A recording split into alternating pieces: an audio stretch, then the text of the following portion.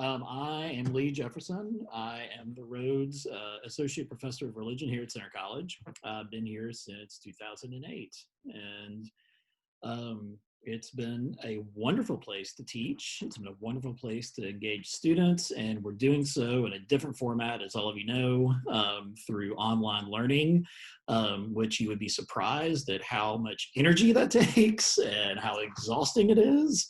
I think one thing that I think students and faculty have gleaned from this is that online learning is really great, but it can probably never take the place of the in-person experience of the classroom. But one thing that I like to do, obviously when I'm at my home, and we're at our homes a lot these days, is to read and read for pleasure. It's actually one of those times where you don't really realize how often you rely on the library. We use the library in Bull County quite a bit, and with it being gone, it's really kind of sad. So we're kind of looking at different books that we own, that we have on our shelves, and even like rereading some things again. So you might be surprised about what's on my shelf at home. So I do have some faculty scholarly books. For example, this is the Fagles translation of the Iliad. When I taught humanities, which I taught humanities for years, it was handy to have a translation at home, so I'd use that when I was working. And then I have like some other books that are more about my field in early Christianity, because I do teach a lot of courses on Christian history and biblical studies. This is the author Peter Brown. This is one of his books, Through the Eye of a Needle. As you can tell, it's really thick, so you can definitely get through the pandemic on this one. But I will say, like, Peter Brown might be probably the biggest high point of my life was meeting him in person. I was a total just fanboy nerd. He has this incredible, like, sweet British accent that's just adorable. But he's probably the most important scholar of early Christianity, living today. He has a wonderful biography of Augustine. But I'll be honest with you, like, I don't really read that much Peter Brown when I'm home.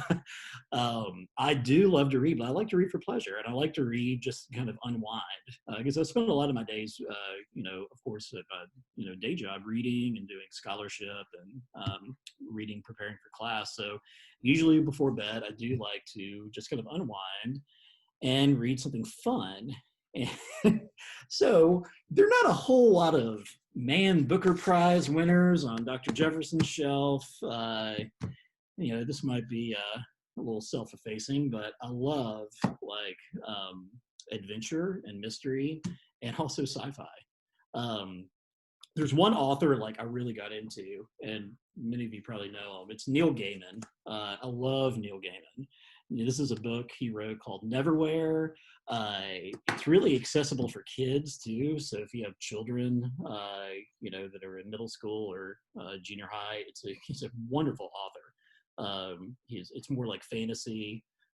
Any of his titles are great. He also contributed a lot of graphic novels. So yes, I'm revealing my nerd self by also suggesting that these aren't just comic books. This is literature. This is a series that he wrote called The Sandman, and it was incredibly popular. It actually put Neil Gaiman kind of on the map, and they're creating a movie or a TV series out of it now. But it has beautiful artwork, and it's something you can kind of get lost in for a while. So I really enjoy Neil Gaiman. So that's one author that I've pulled off the shelf since we've been kind of quarantined in place.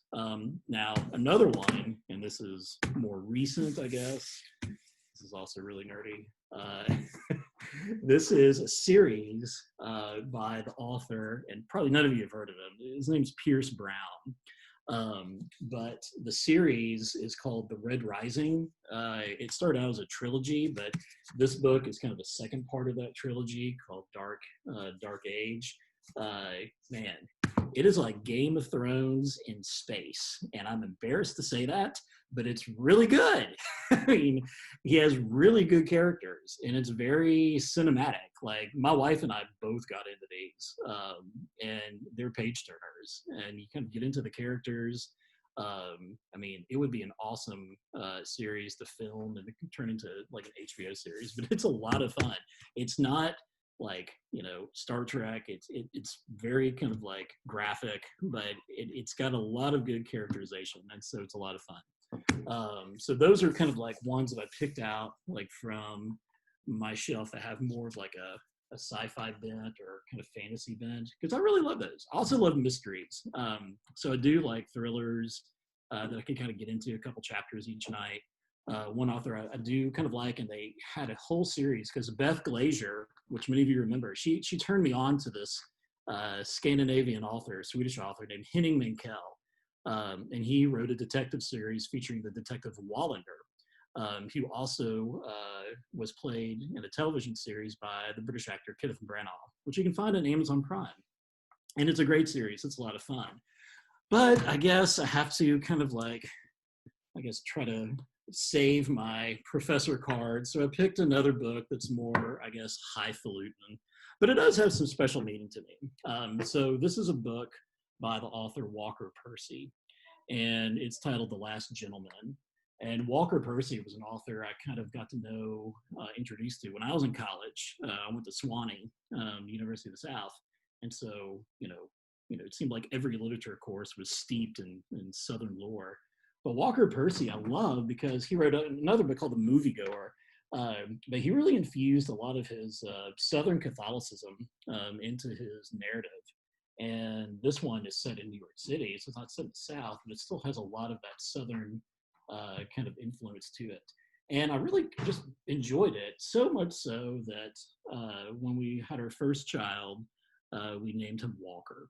But he goes by Gray because his middle name is Gray, because that's my mother's maiden name. But we both just love the name Walker, and I just remembered it distinctly from reading Walker Percy.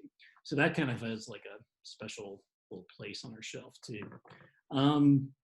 All of these are books that I like to reread, and so I think it's fun to reread books. I've been doing that a lot these days, like taking something that you haven't thought about in a while and kind of pulling them from the shelf and remembering how you felt, and it kind of brings back a good sense of nostalgia.